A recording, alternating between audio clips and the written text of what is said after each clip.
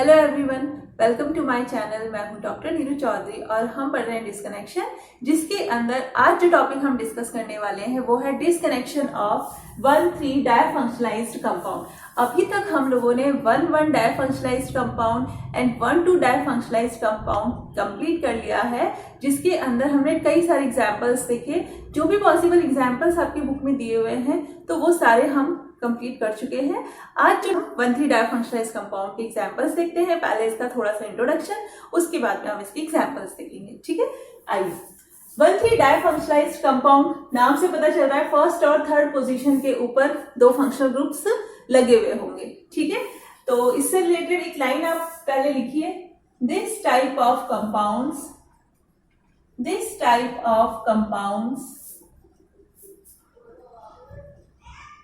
contain at least 3 carbon in chain and ठीक है, सबसे पहले तो हो गया कम से कम 3 कार्बन होने चाहिए चेन के अंदर, मिनिमम की बात है ये तो। And 2 hetero atoms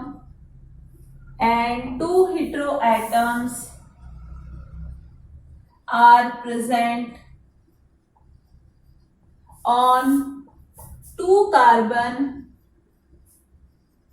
at 1,3 position। Okay, ठीक है। क्या कहा है मैंने?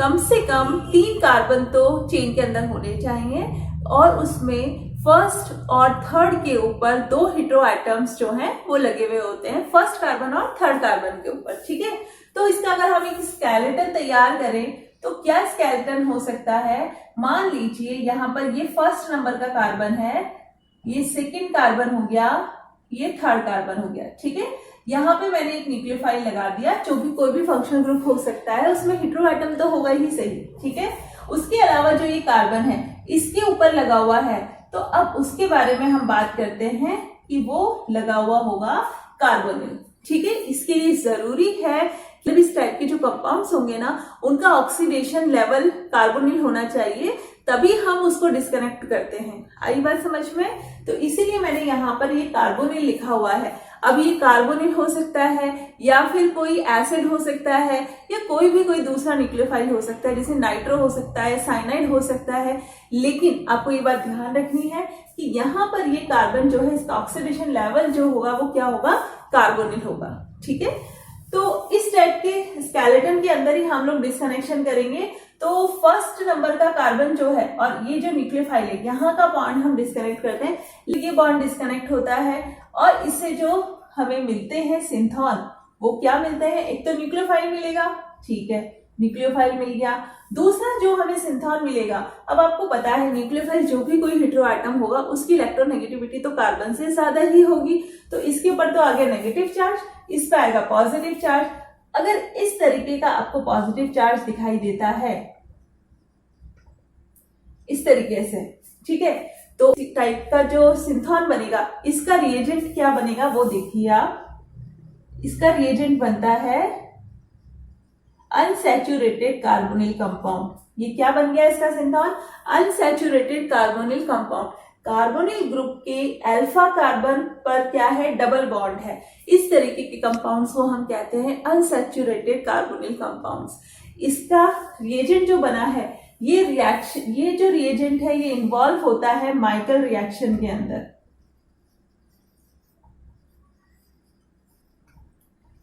जब हम इसका और इसको लेकर सिंथेसिस करेंगे तो वो रिएक्शन जो होगी उसी को हम क्या कहते हैं? माइकल रिएक्शन कहते हैं।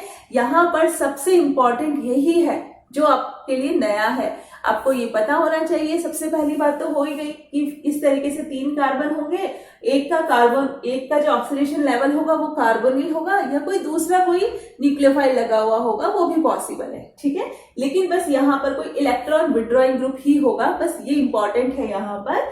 उसके अलावा यहां से अगर हम देखते हैं तो इससे थर्ड नंबर पे अगर हम आएंगे तो यहाँ का कार्बन और ये वाला न्यूक्लियोफाइल, ये दोनों के बीच का बॉन्ड डिस्कनेक्ट होता है। ठीक है, अब इस नंबरिंग से कंफ्यूज नहीं होइएगा, क्योंकि ये नंबरिंग तो मैंने केवल आपको इसलिए बताई है कि जब जो बॉन्ड डिस्कनेक्ट होता है हम वहां से नंबरिंग शुरू करते हैं, ठीक है। लेकिन अभी हमारे लिए नंबरिंग का कोई इशू नहीं है। अभी हमें जो बॉन्ड देखना है वो ये देखना है कि कार्बोनिल से ये जो 3rd नंबर का कार्बन है इसका और ये न्यूक्लियोफाइल के बीच का बॉन्ड डिस्कनेक्ट होता है, और यहाँ जो सिंथोन बनता है उसका reagent alpha beta unsaturated carbonyl compound बनता है। और ये जो दोनों जब रिएक्शन होगी तो उस रिएक्शन से जो ये प्रोडक्ट बनेगा उस रिएक्शन को हम कहते हैं माइकल रिएक्शन। होप सो आपको एकदम क्लियर हुआ होगा। अब इससे रिलेटेड कुछ पॉइंट्स है वो लिख लीजिए आप लोग। देखिए इससे रिलेटेड क्या लाइन आपको लिखनी है, these compounds can be disconnected at carbonyl oxidation level where unsaturated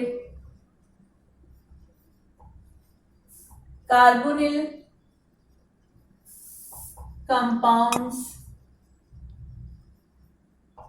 are the reagent of the synthon। ठीक है, क्लियर।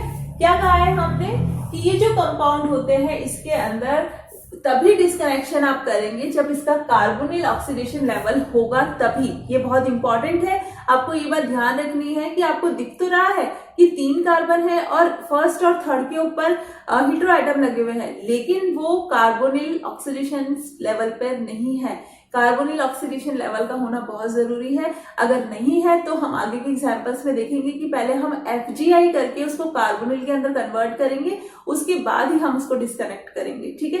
तो डिस्कनेक्शन जब हम करें तो जरूरी हो कि यहाँ पर ये कार्बोनिल ऑक्सीडेशन लेवल में हो, ठीक है। Where unsaturated carbonyl compounds are the reagent of the synthon। इन सिंथॉन के जो ये रिएजेंट बने हैं वो क्या है, alpha beta unsaturated carbonyl compound है, ठीक है। देखिए एक पॉइंट और नोट करिए, this is Michael reaction effective for all carbonyl cyanide nitro and most nucleophile। okay, this is Michael reaction effective for all carbonyl cyanide nitro compound, यहां पे लिख लीजिएगा compound एंड मोस्ट न्यूक्लियोफाइल, ठीक है। कोई भी न्यूक्लियोफाइल और भी हो सकता है, लेकिन जो आपको ध्यान रखना है वो यही कि माइकल रिएक्शन है और इसके अंदर जो भी कोई एक कार्बन होगा उसका ऑक्सीडेशन लेवल कार्बोनिल होना चाहिए या फिर कोई दूसरा न्यूक्लियोफाइल लगा हुआ होना चाहिए। और मोस्टली आप यहाँ देख सकते हैं ये जब भी कोई भी लगा हुआ होगा तो सारे के सारे इलेक्ट्रॉन विड्रॉइंग ग्रुप्स होंगे, ठीक है। तो एक एग्जाम्पल लेके हम इस डिस्कनेक्शन को समझते हैं, ठीक है। देखिए यहाँ जो हम एनालिसिस करने वाले हैं वो क्या है, कंपाउंड, या ये R कुछ भी हो सकता है, O 1 2 3 और यहाँ लगा हुआ है NH2, ठीक है। अब आपको यहाँ पे क्या देखना है कि क्या 1st और 3rd के ऊपर हेटेरो आइटम्स लगे हुए हैं, ठीक है। चलो देखो 1st 2nd 3rd लगा तो है, NH2 लगा हुआ है, पर मैंने आपको बताया है कि यहाँ पर ऐसा ग्रुप लगा हुआ होना चाहिए, या तो कार्बोनिल ऑक्सीडेशन स्टेट में हो या फिर साइनाइड हो या नाइट्रो हो या कोई दूसरा न्यूक्लियोफाइल हो। तो उसको पहचानने का एक सीधा सा तरीका है कि वो इलेक्ट्रॉन विड्रॉइंग ग्रुप हो। बट आप लोग जानते हैं कि नाइट्रोजन के ऊपर तो लोन पेयर है, ये तो विड्रॉइंग ग्रुप है नहीं, ये तो डोनेटिंग ग्रुप हो गई, ठीक है। तो हम इसके अंदर क्या करेंगे, इसको फंक्शनल ग्रुप इंटर कन्वर्जन करेंगे ताकि ये साइनाइड के अंदर इंटर कन्वर्ट हो जाए, ठीक है। तो यहां हम क्या करते हैं, इसको साइनाइड में इंटर कन्वर्ट करेंगे, यहां हम FgI लिख देते हैं, ये हो गया साइनाइड। तो बस अब हो गया हमारा काम। हम यही तो चाहते थे, या तो कार्बोनिल ग्रुप हो या साइनाइड हो या नाइट्रो हो या फिर कोई दूसरा न्यूक्लियोफाइल हो सकता है।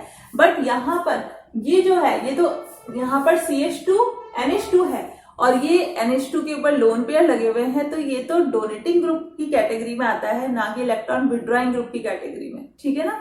तो हम इसको क्या कर लिया, हमने फंक्शनल ग्रुप इंटर कन्वर्जन कर लिया, जिससे अब हम क्या कर सकते हैं, ये 1 2 3, तो अब हम ये वाला बॉन्ड जो है वो डिस्कनेक्ट कर सकते हैं। जब हम इस बॉन्ड को डिस्कनेक्ट करते हैं तो हमें क्या सिंथॉन मिलते हैं, RO-, जिसका रिएजेंट क्या बन जाएगा, ROH, और इसका क्या सिंथॉन बनेगा,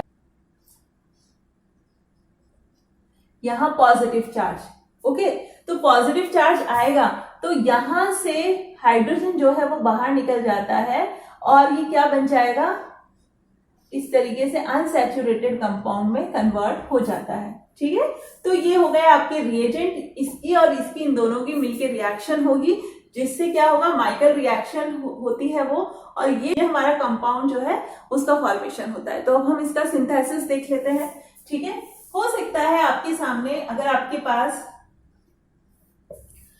एक बुक है, वैसे मैंने आप लोगों को पहले कहा था कि आप लोगों को बुक जो है वो जरूर पढ़नी चाहिए। MSc के अगर आप स्टूडेंट हैं तो आपको बुक्स जरूर पढ़नी चाहिए। ठीक है, तो स्टुअर्ट वॉरेन की एक बुक है, मैं आपको दिखाती हूँ।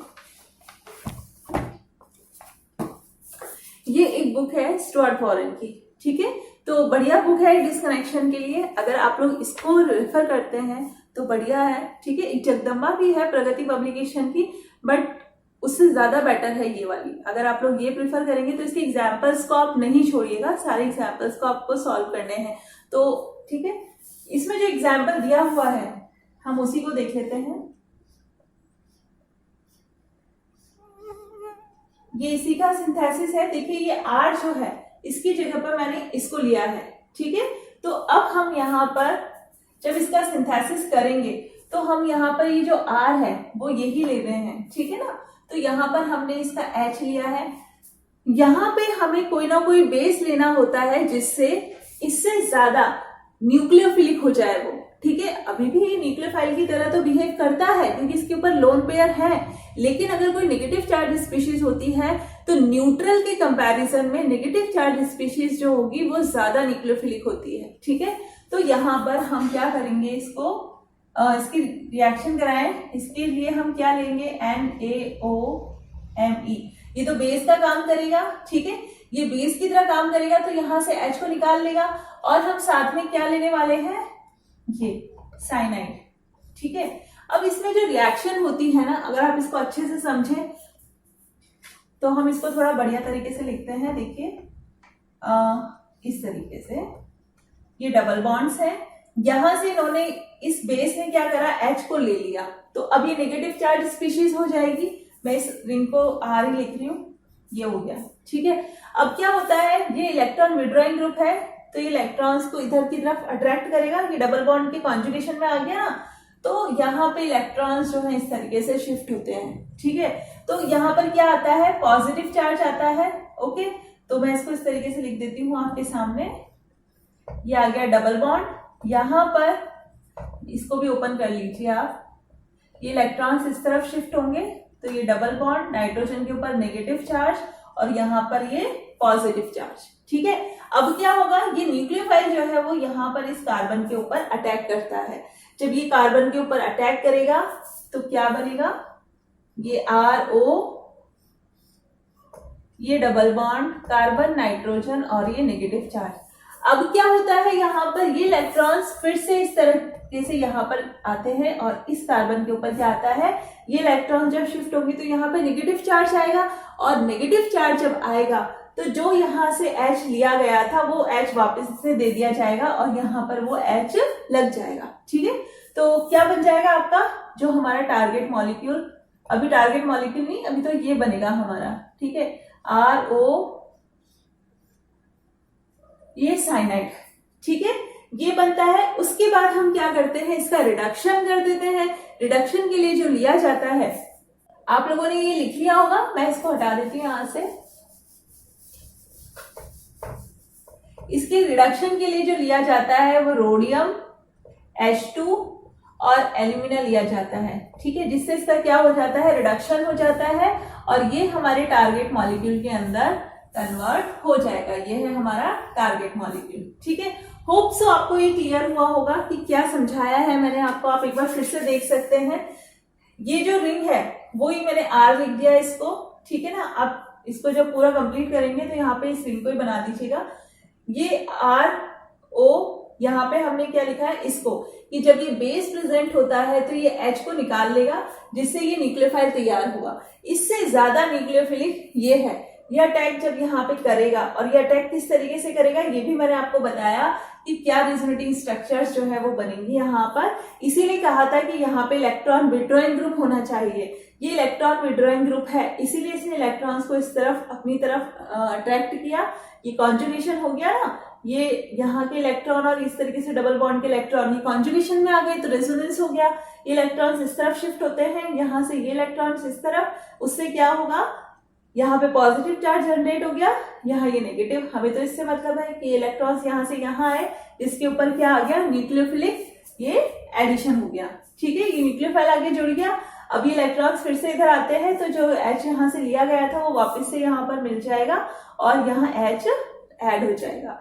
तो यहाँ पे जो ये लिया है ROH, H और OR ये दोनों ही अटैच होते हैं इस डबल बॉन्ड के ऊपर।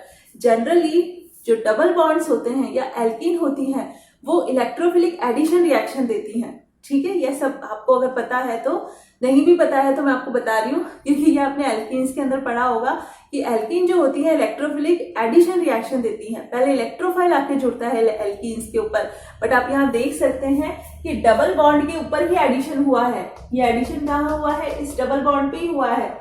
यहाँ पे डबल बॉन्ड जो था उसके ऊपर एक के ऊपर न्यूक्लियोफाइल आके जुड़ा, फिर बाद में हाइड्रोजन आके जुड़ा, तो न्यूक्लियोफिलिक एडिशन रिएक्शन हुआ है, जबकि एल्कीन इलेक्ट्रोफिलिक एडिशन रिएक्शन देती हैं। तो ये तभी तो इसको कहा है कि माइकल रिएक्शन है, जिसके अंदर क्या लगा होता है, एक इलेक्ट्रॉन विड्रॉइंग ग्रुप लगा होता है, जिसकी वजह से ये इस तरीके का एडिशन होता है, ठीक है।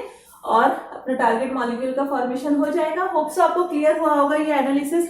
एक एग्जाम्पल लेके हम और देखते हैं इसको, ठीक है। देखिए आपके सामने जो नेक्स्ट एग्जाम्पल है वो क्या है, यहाँ पे आपको क्या दिख रहा है, एक तो कार्बन, ये हेटेरोएटम दिख रहा है, ठीक है। उसके अलावा आपको एक कार्बन के ऊपर 2 हेटेरोएटम्स दिख रहे हैं, ठीक है ना।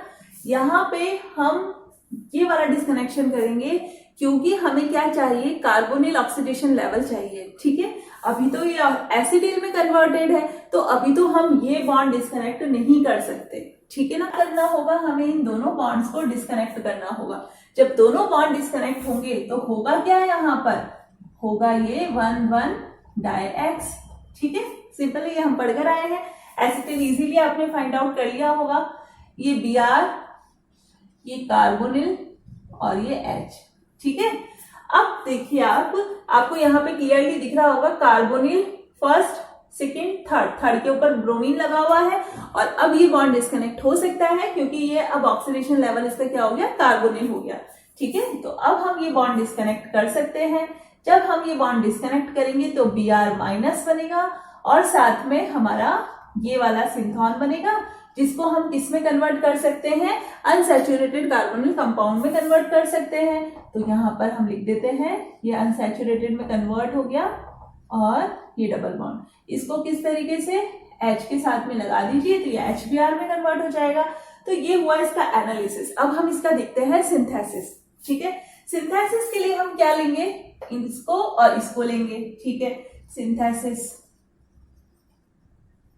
सिंथेसिस में हम ले रहे हैं अनसैचुरेटेड कार्बोनिल कंपाउंड और साथ में ले रहे हैं हम HBr के अब क्या होगा, ये इलेक्ट्रॉन्स यहाँ से यहाँ शिफ्ट होते हैं, ये इलेक्ट्रॉन्स यहाँ से यहाँ शिफ्ट होते हैं, जिससे क्या होता है, इसके ऊपर आता है पॉजिटिव चार्ज, यहाँ डबल बॉन्ड, ये O नेगेटिव और ये H, ठीक है। ये मैंने आपको ऐसे जनरल बता दिया।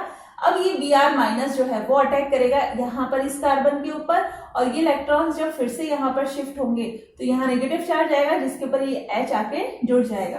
तो किस तरीके से एडिशन होगा, यहाँ पे तो जुड़ेगा कौन, ब्रोमीन इस कार्बन के ऊपर, ठीक है। ये Br जुड़ गया, यहाँ पर कौन आके जुड़ेगा, हाइड्रोजन, जिसको बताने की जरूरत नहीं है, ठीक है ना। अब ये आ गया आपका कार्बोनिल, H, ठीक है।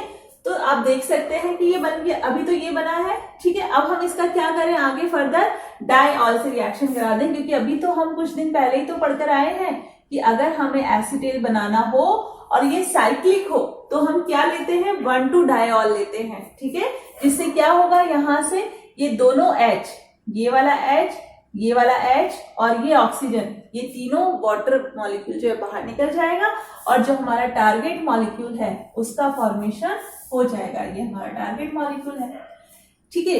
ये जो कंपाउंड है ये वाला, ये बहुत ज्यादा यूज होता है कि इसका क्या बनाया जाता है, ग्रिग्नार्ड रिएजेंट बनाया जाता है और फिर इसको फर्दर आगे यूज किया जाता है। अभी हमें इतना डिटेल में नहीं जाते, केवल हमें जो समझना था वो ये कि यहाँ पर इसका ऑक्सीडेशन लेवल, हमें इसको पहले किस में कन्वर्ट कर लें, हम कार्बोनिल के अंदर, उसके बाद में फिर हम इसके मतलब डिस्कनेक्शन करें। पहले हमने कार्बोनिल में कन्वर्ट कर लिया, फिर हमने इसको डिस्कनेक्ट किया है, ठीक है। होप सो आपको ये सिंथेसिस भी समझ में आया होगा। अब हम थर्ड कैटेगरी देखते हैं जिस डिफरेंट केस है वो, ठीक है। हम नेक्स्ट एनालिसिस देखें उससे पहले आपको ये नोट कर लेना चाहिए, ठीक है। क्या है, टू डिस्कनेक्ट अ 1,3-डाइएक्स compound not at the carbonyl oxidation level, नहीं है इसमें कार्बोनिल ऑक्सीडेशन लेवल में, then oxidation level should be altered by FGI.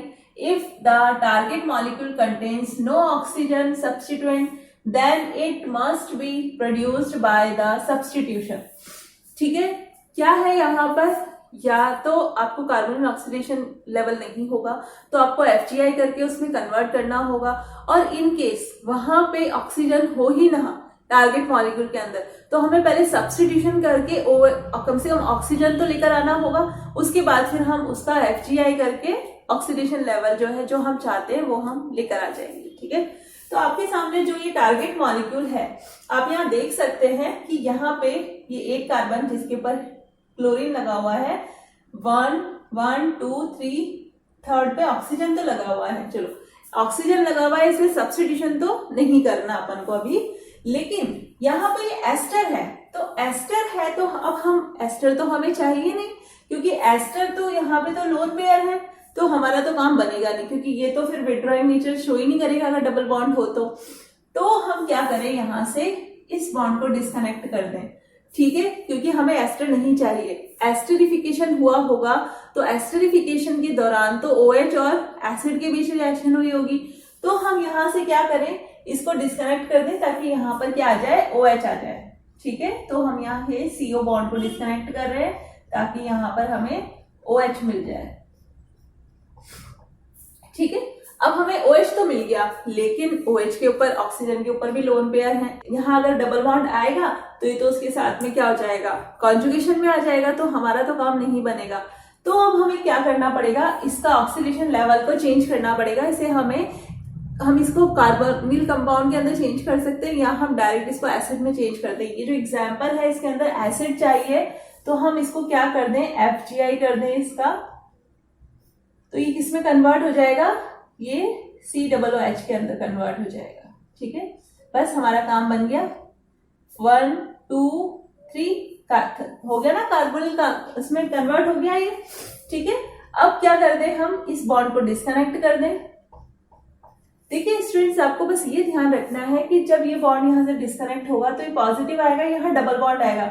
ये डबल बॉन्ड जिस भी ग्रुप के साथ में है वो इस तरीके का हो कि इलेक्ट्रॉन विड्रॉइंग ग्रुप हो, ठीक है। इलेक्ट्रॉन इस तरीके से शिफ्ट होने चाहिए ना कि ये इलेक्ट्रॉन, अभी देखिए मैं आपको बताती हूँ, अभी तक मैंने आपको पहले भी बताई है ये वाली बात, मैं इसको डायरेक्टली लिख रही हूँ अभी तो, COOH, यहाँ ये बॉन्ड डिस्कनेक्ट हुआ तो यहाँ पर क्या आएगा, डबल बॉन्ड आएगा। अगर आप इसको मैं अच्छे से दिखाऊं आपको यहाँ, तो जो मैंने आपको अभी बताया था ये O, ठीक है, यहाँ OH, ये इलेक्ट्रॉन्स यहाँ से यहाँ शिफ्ट होते हैं, ये इलेक्ट्रॉन्स यहाँ से यहाँ शिफ्ट होते हैं, तो ये विड्रॉइंग ग्रुप होता है, इसीलिए तो शिफ्ट होते हैं। अगर ये विड्रॉइंग ग्रुप ना हो तो ये शिफ्टिंग नहीं हो सकती और माइकल एडिशन भी नहीं होगा, ठीक है ना। तो जरूरी है कि यहाँ पर इस तरीके का ग्रुप हो जो इलेक्ट्रॉन्स को अट्रैक्ट करे, इलेक्ट्रॉन विड्रॉइंग ग्रुप हो, ठीक है। तो ये बन गया आपका एसिड। अब इसका हम स्टार्टिंग मटेरियल जब लेंगे तो HCl और इसके साथ में रिएक्शन करके इसको सिंथेसाइज करेंगे, ठीक है। अब यहाँ नोट कर सकते हैं, ये मैंने अभी तक एक बार भी नहीं लिखा। यहाँ पे आपको क्या लिखना होता है, 1,3-डायएक्स। आप इसको सारी रिएक्शंस के अंदर जहां भी हमने कार्बोनिल ऑक्सीडेशन लेवल होने के बाद में जब जिस कार्बन पे हेटेरो एटम लगा हुआ है, ये बॉन्ड को डिस्कनेक्ट किया है, तो वहां पे आप सब पे लिख लेना 1,3-डायएक्स। ठीक है, देखिए हम सिंथेसिस करेंगे तो एक तो हमारा स्टार्टिंग मटेरियल ये है, अल्फा बीटा अनसैचुरेटेड एसिड है और HCl है। ठीक है, इसी को लेके हम स्टार्ट करेंगे रिएक्शन को। अब क्या होगा, HCl आएगा, तो आपको मैंने बताया था कि न्यूक्लियोफाइल आपको यहाँ जोड़ना है और H को यहाँ जोड़ना है। किस तरीके से होता है ये मैं आपको बता चुकी हूँ। तो क्या बन जाएगा, यहाँ तो आ जाएगा Cl और यहाँ पर आपका COOH। ओके, अब क्या करेंगे हम इसका रिडक्शन करवा दें लिथियम एल्यूमिनियम हाइड्राइड से, तो ये किसमें कन्वर्ट हो जाएगा, ये हो जाएगा OH के अंदर। ठीक है, अब हम इसकी रिएक्शन करवा दें किससे, COCl से करवा दें, तो क्या होगा, यहाँ पे आप देख सकते हैं ये OH जो है ये आएगा यहाँ, ये सब्स्टिट्यूट हो जाएगा इस तरीके से। तो एक तरीके से सब्स्टिट्यूशन रिएक्शन हो रही है यहाँ पर, और ये क्या बन जाएगा, OCOPH। ठीक है, तो ये बन गया हमारा टारगेट मॉलिक्यूल। यही था जहां से हमने स्टार्ट की थी रिएक्शन। ठीक है, एनालिसिस के टाइम पर। तो ये हो गया आपका 1,3-डाइफंक्शनलाइज्ड कंपाउंड का डिस्कनेक्शन। तो आपको क्लियर हुआ होगा, और कोई भी क्वेरी हो तो आप कमेंट बॉक्स के अंदर कमेंट करके मुझसे पूछ सकते हैं। Okay, thank you.